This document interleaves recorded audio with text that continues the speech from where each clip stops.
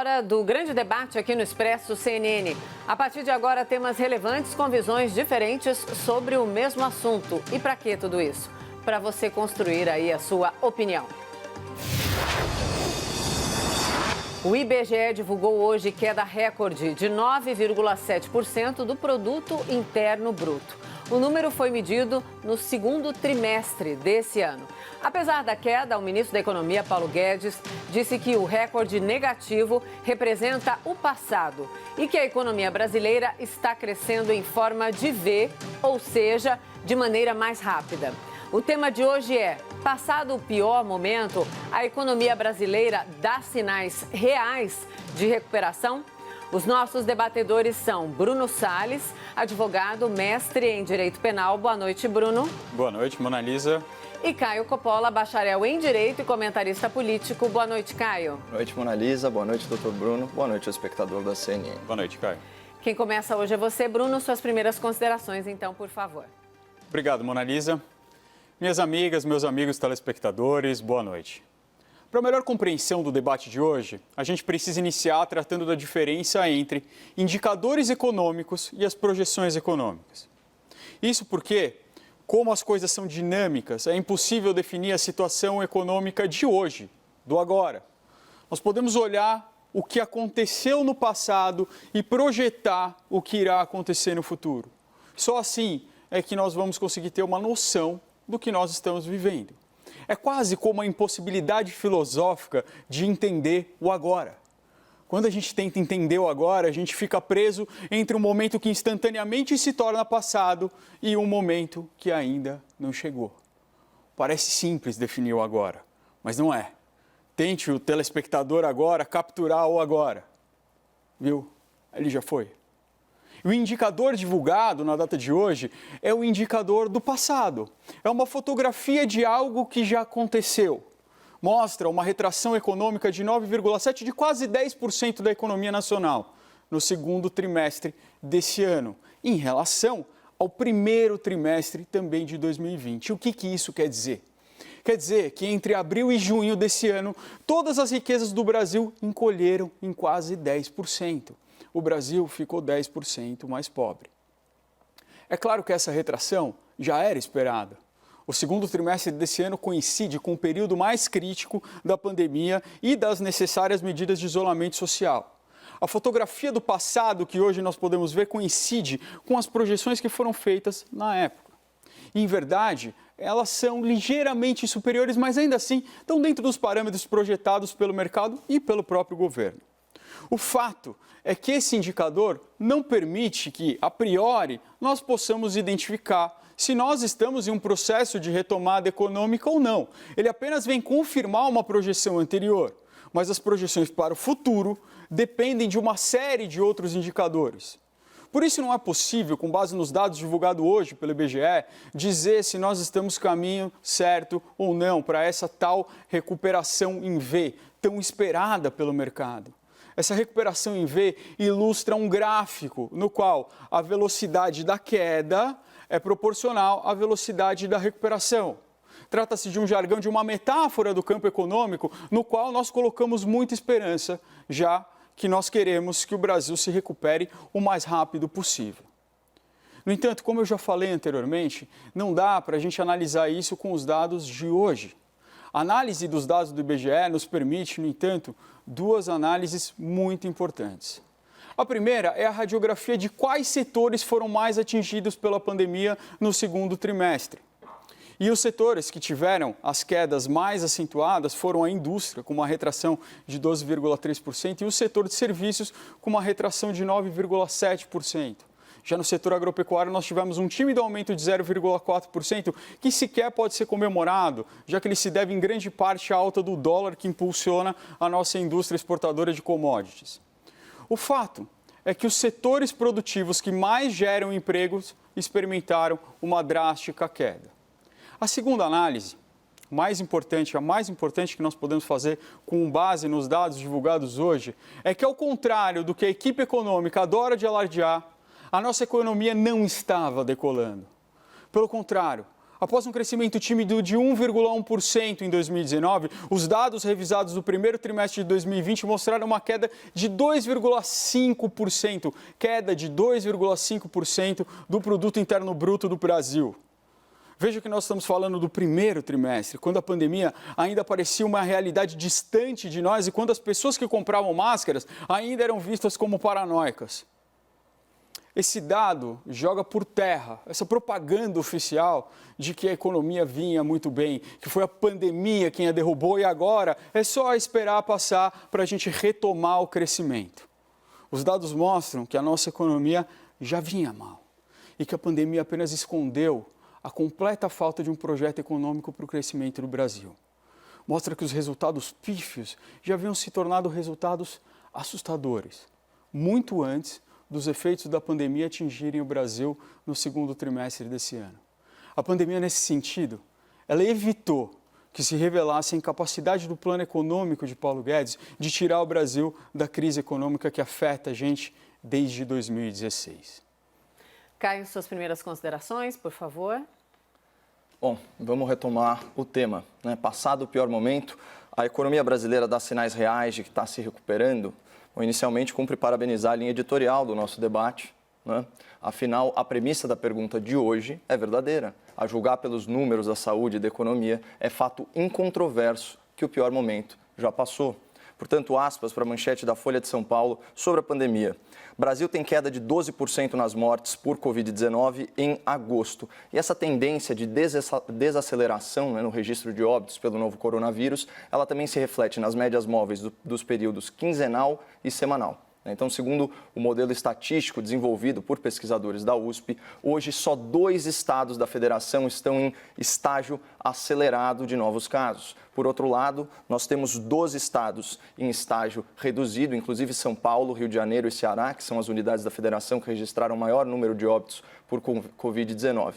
Ainda há outros 4 estados em nível reduzido e 9 estados em nível estável. Mas saindo um pouco do panorama geral da saúde, né, do ponto de vista econômico, começam a pipocar algumas notícias alvissareiras, né, com destaque para o nosso agronegócio, tão injustamente vilanizado e injustamente demonizado pelos ecoativistas desinformados nas redes sociais.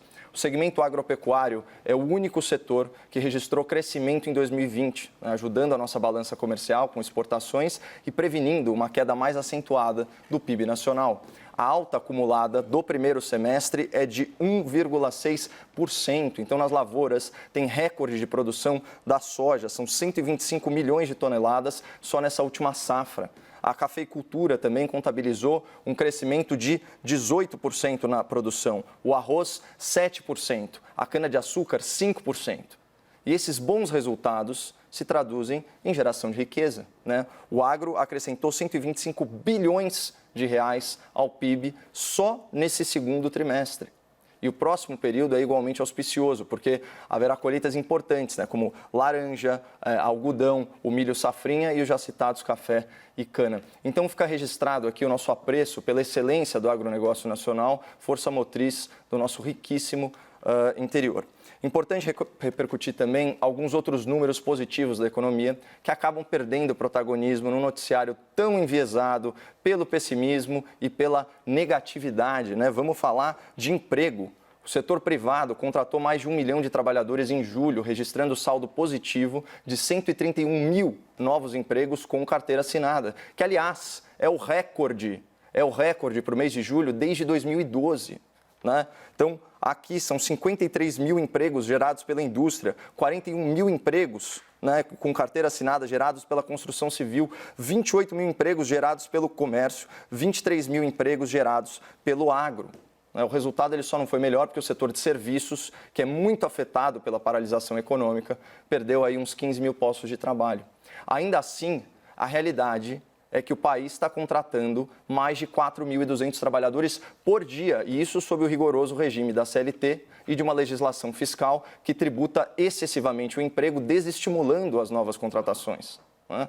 E falando em imposto, né, vamos tratar de outro pilar econômico fundamental, que é a arrecadação tributária. Em 2019, o governo ele reduziu os seus gastos né, em quase 0,5%, e houve retração do investimento público superior a 5%. Assim, o crescimento do produto interno bruto do ano passado, de 2020, ele foi puxado pelo setor privado, com registro de 644 mil novos postos de trabalho formais, aumento de 1,8% no consumo das famílias brasileiras e crescimento de 2,2% nos investimentos produtivos. Então, trazendo para 2020, com o setor privado fortalecido, ao contrário do que foi colocado aqui no debate. O primeiro bimestre desse ano registrou recorde de arrecadação.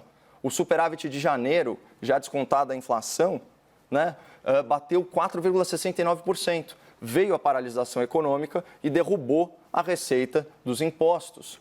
Então, nós tivemos aqui 28% de queda em abril, 32% de queda em maio, 29% em junho. Ou seja, na média do segundo trimestre, a arrecadação tributária despencou 30%, mas em julho esse número dá uma guinada para cima e evolui para menos 17%, que é praticamente a metade do déficit no auge da crise.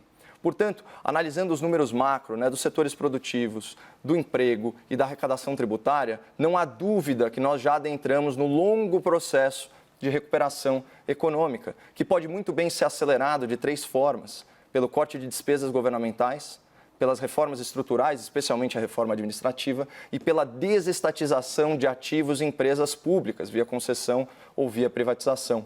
Mas eu volto a atenção do espectador à pauta do dia, que é a queda de 9,7% no PIB do segundo trimestre. 2 pontos fundamentais para que você não seja vítima aí de narrativas enviesadas sobre esse dado, que é grave, sim, e é alarmante. Primeiro, essa retração do PIB brasileiro está exatamente na média dos países da OCDE, que é a Organização para a Cooperação e Desenvolvimento Econômico, formada aí por mais de 30 países com alto IDH, o Índice de Desenvolvimento Humano. Na verdade, a queda no PIB do Brasil é proporcionalmente menor do que em países como Alemanha, Áustria, Canadá, Bélgica, Itália, Chile, França, Portugal, Hungria, México, Espanha e Reino Unido. Os britânicos, por exemplo, experimentaram aí mais de 20% de retração econômica nesse mesmo período. Segundo ponto, uma queda acentuada no PIB do segundo trimestre já era antecipada, tanto pelo governo quanto pelo mercado, que, aliás, projetou cenários bem mais negativos que o atual. Portanto, pegando carona aí na metáfora do ministro Paulo Guedes, essa linha editorial de certos setores da imprensa que enfatiza a repetição nauseante dos números negativos decorrentes da paralisação econômica é o mesmo que reportar um raio relatando apenas o seu trovão, o som atrasado de um desastre que já aconteceu e para o qual nós fomos alertados por vozes solitárias. Vamos então ao debate. Bruno e Caio, por favor. Obrigado, Mona Lisa. Eu acho que é importante a gente pontuar uma coisa, que a gente não está discutindo aqui se nós estamos já em um cenário de recuperação econômica ou não. Sim, nós já passamos por uma fase que é a fase mais crítica dessa pandemia.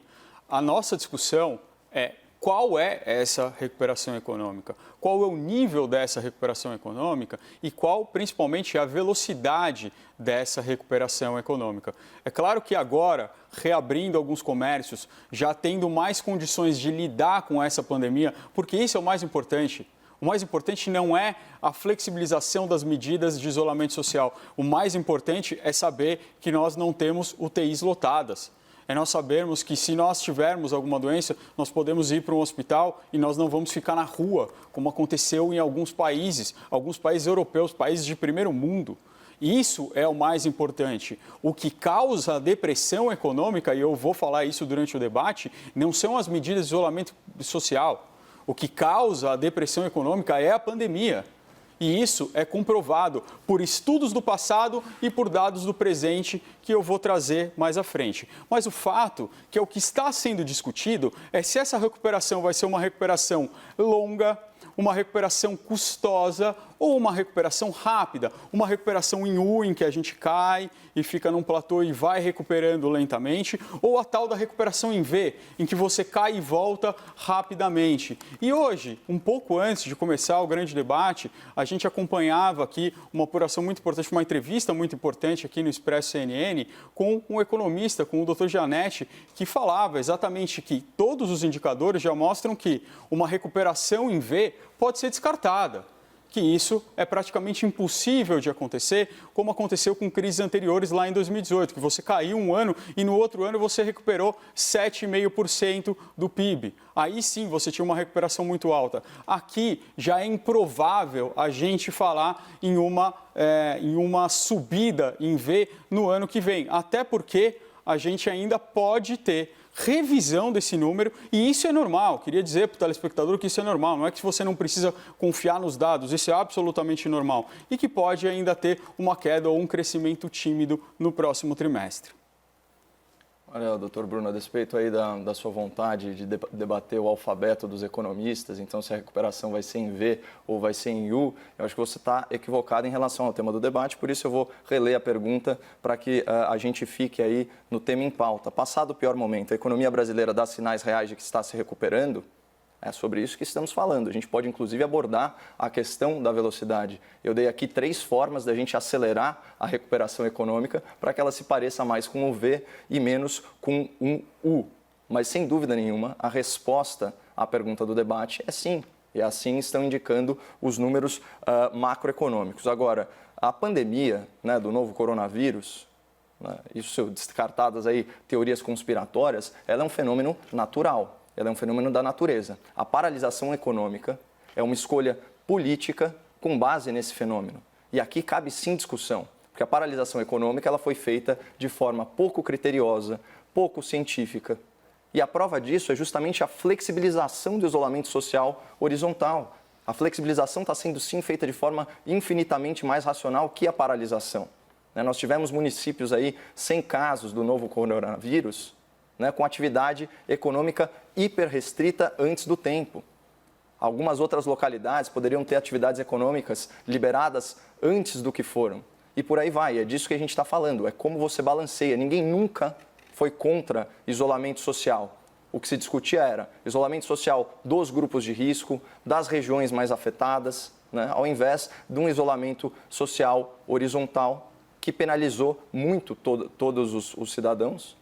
Ou a grande maioria dos cidadãos, não é à toa que a gente tem aí pelo menos 2/3 da população economicamente ativa alegando queda de renda.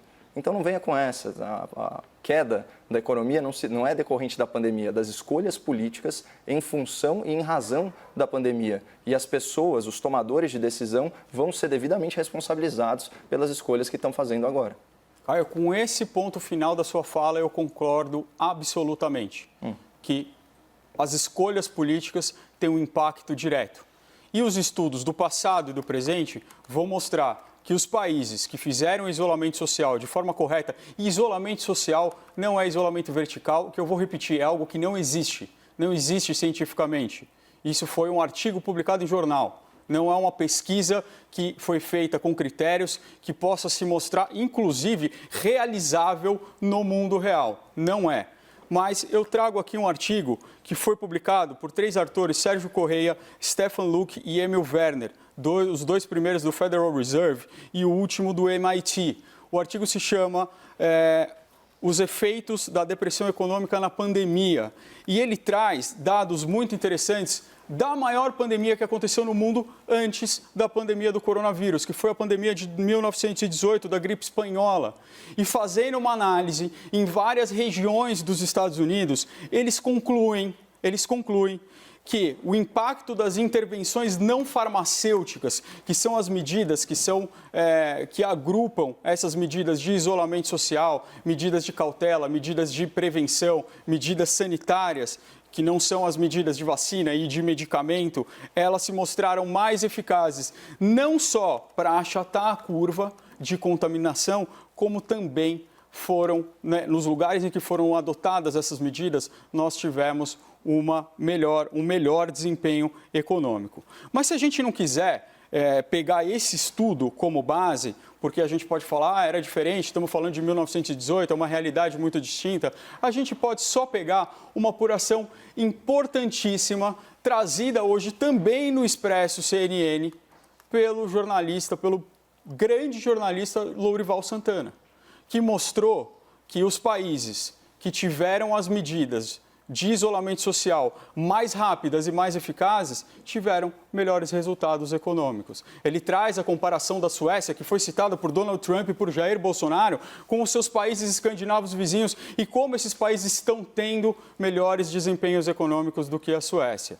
Então, por esses dois estudos, um do passado e do presente, fica completamente derrubada essa tese de que o isolamento social acaba com a economia. Pelo contrário, foi a falta dele, foi essa campanha pela falta dele que trouxe a gente onde a gente está.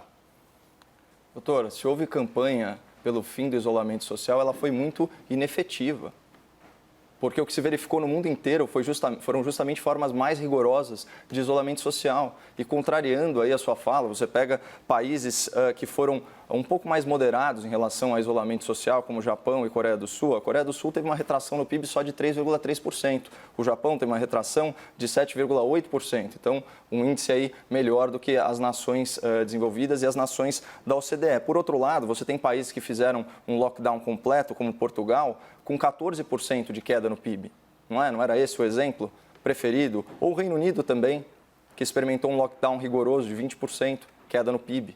Agora, eu, sinceramente, estou citando esses dados a esmo, porque é muita ingenuidade, é muito desonesto intelectualmente fazer comparação de economias, que são sistemas hipercomplexos, entre realidades distintas. Isso não é ciência, isso é achismo, isso é a tortura dos números. Como é que você vai comparar economias que têm matrizes econômicas completamente distintas? Então, economias que são exportadoras podem ter vantagens ou desvantagens. Economias que dependem do mercado interno. Aqui no Brasil, para ficar em um exemplo, até os nossos especialistas erraram absolutamente tudo em relação a projeções de curto prazo. Dá para citar o Instituto Brasileiro de Economia, ligado à Fundação Getúlio Vargas. Eu li esse estudo aqui para o espectador da CNN. A projeção, um dos cenários previstos, era de 12 milhões e 600 mil desempregados. Desemprego extrapolando a casa dos 23%. Hoje nós temos uma situação gravíssima, né? 13% de desemprego, 1 milhão de novos desempregados aí no saldo acumulado desse ano. Mas é muito diferente de 12 milhões de desempregados. Por quê? Porque a economia é uma coisa dinâmica. E também pela presença do governo federal, que organizou, em parceria com o Congresso Nacional, o auxílio emergencial e tantas outras medidas, como, por exemplo, a MP que permitiu a flexibilização das regras do direito do trabalho e, por meio de 16 milhões de contratos de trabalho, individuais e coletivos, poupou aí mais de uma dezena, né, de milhões de empregos. Então, é disso que a gente está falando. Ficar trazendo esses números como se esses estudos fossem verdades científicas é muita desinformação. Caio, eu já disse várias vezes que eu não ia discutir com adjetivos, com adjetivações a mim, até porque quando João fala de Pedro, se sabe mais de João do que de Pedro. Mas quem você está acusando de ser desonesto intelectualmente, de trazer achismos, é um jornalista dessa casa, que fez uma apuração e trouxe no jornal dessa casa, um pouco antes de começar o grande debate. E é uma apuração que não é feita em achismo, é uma apuração que é feita cruzando os dados de número de letalidade por 100 mil habitantes com os números de queda do PIB.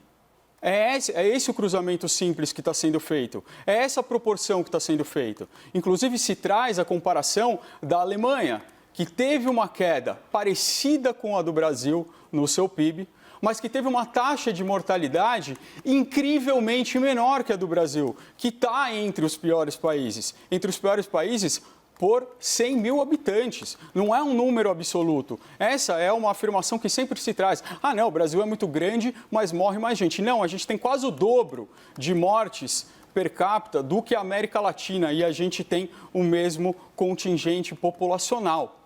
Então, esse é um cruzamento sério que foi feito, que está aqui, que está aberto, que está no site da CNN e que foi trazido aqui para o telespectador. Isso não tem nada de achismo. Isso é uma apuração jornalística, uma apuração séria, que tem que ser tomada a sério. Assim como o estudo feito por dois membros do Federal Reserve e um do MIT, não é um achismo, é uma pesquisa científica que eu convido o telespectador a procurar. A pesquisa é excelente, traz números, traz gráficos, traz levantamentos. E, novamente, isso é diferente, Caio, de uma projeção. Uma projeção é o que olha para o futuro e toda projeção pode ter falhas. Nós estamos com perspectivas. você pode errar um pouco para mais, um pouco para menos. É diferente de você analisar dados que já existem. E é isso que foi feito. É isso que foi feito, seja em relação à pandemia de 1918, seja em relação a esse cruzamento dos índices econômicos com a taxa de mortalidade dos países. Isso é uma análise, isso não é uma projeção, isso não é um achismo, isso é uma pesquisa que pode estar errada, mas que precisa ser contestada pelo método científico. Ótimo que você encerrou a tua colocação exatamente com o que seria o início da minha. Isso são estudos, isso são pesquisas. O que é achismo, doutor, é tratar esses estudos, essas pesquisas, essas projeções como se elas contivessem verdades científicas. Você percebe, no próprio método, na própria metodologia que você apontou, né, você já percebe a imperfeição em relação à realidade complexa. Né? Será que esse estudo considerou faixa etária populacional e os grupos de risco e a prevalência de comorbidades? Será que esse estudo considerou as matrizes econômicas de cada um dos países avaliados? Será que ele considerou variáveis, por exemplo, como o fato de 50% da população brasileira viver com o pé no esgoto? É óbvio que não. Então, quando você faz esse recorte, você faz esse cruzamento de dados, ok, você pode ter referências. E eu não sou contra isso. Só que são indícios, são evidências, não são verdades científicas. E é disso que se trata. Então, não distorça o meu argumento, eu fui muito claro desde o começo. E é importante falar também, porque, de novo, o viés na parte negativa, na queda do PIB, quase de 10%. Mas, se nós formos ver, não só nós estamos na média da OCDE, na verdade, ligeiramente abaixo. O Brasil registrou 9,7%, os países da OCDE, 9,8% de retração na queda do PIB. Mas, se você pegar as 7 maiores economias do mundo, 10,8% de retração. Pegar a zona do euro, né? São todas regiões com lockdown, com isolamento social até mais restritivo que o Brasil. Zona do euro, 12,1% de queda econômica. Né? Se você pegar a União Europeia como um todo, 11,7%. Fora todos aqueles países que eu listei que tiveram retração do PIB. Então, o que eu estou tentando mostrar aqui para o espectador, né, para descolá-lo aí dessa narrativa quase uníssona na imprensa nacional, é que esse é um movimento global esperado e que, ao contrário do que está sendo ventilado por aí, há números auspiciosos, sim, inclusive lastreados no desempenho econômico que você menosprezou de 2019. Afinal de contas, quando a gente fala em investimento produtivo, a gente está falando na formação bruta de capital fixo. Isso é investimento em produtos que transformam e que produzem outros produtos, isso é geração de valor. Você teve um governo federal não só congelando contratações, como contabilizando 30 mil funcionários públicos a menos em 2019. Então, você teve uma queda, né, no desenvolvimentismo estatal. Você teve uma queda da participação do setor público no PIB. Isso fortalece o setor privado e é um dos motivos da gente estar aguentando as pontas na pandemia, porque é o setor privado responsável pela maior quantidade de empregos. Né? Vamos lembrar, o setor público emprega aí 11%, 12% da força de trabalho no máximo. Então é disso que a gente está tratando aqui. Caio, continua, por favor, que você já está nos seus argumentos finais. Queria destacar um outro ponto sobre a economia. A gente falou bastante de mercado interno e é fundamental, né, reiterar o papel do governo federal e também do parlamento na questão da transferência de renda. Vamos lembrar, né, que essa extensão do auxílio emergencial, que deveria ser de 3 meses, já passou para 5 meses no valor de R$ 600 a parcela, né? Tem um custo de 254 bilhões de reais. Então, em 5 meses, né, o governo federal deu o equivalente a 8 anos de transferência de renda para a população mais vulnerável. Isso sob o programa Bolsa Família, que até então era o maior programa de assistência social do Estado brasileiro. Essas medidas emergenciais, pontuais, a bancarização de dezenas de milhões de pessoas, isso está sendo negligenciado, a importância disso está sendo negligenciada do debate público para a manutenção da economia. Né? E também é auspiciosa a notícia de que o auxílio emergencial, ainda que reduzido, né, ele vai ser mantido aí pelo menos mais 4 meses até o final do ano no valor de R$ 300. Então, esse é outro dado também positivo no sentido de que ele vai segurar o mercado interno enquanto a economia estiver retomando aí as suas engrenagens, como aponta o índice recorde na taxa de novos empregos em julho. Bruno, seus argumentos finais, por favor. Obrigado, Mona Lisa. Olha, Caio, eu queria viver nesse país em que você apresentou aqui. Mas eu acho que, infelizmente, Caio, agora é minha vez. Eu acho que, infelizmente, a gente não está com todos esses índices. A gente acabou de ter uma notícia de que no primeiro trimestre nós já tínhamos uma retração.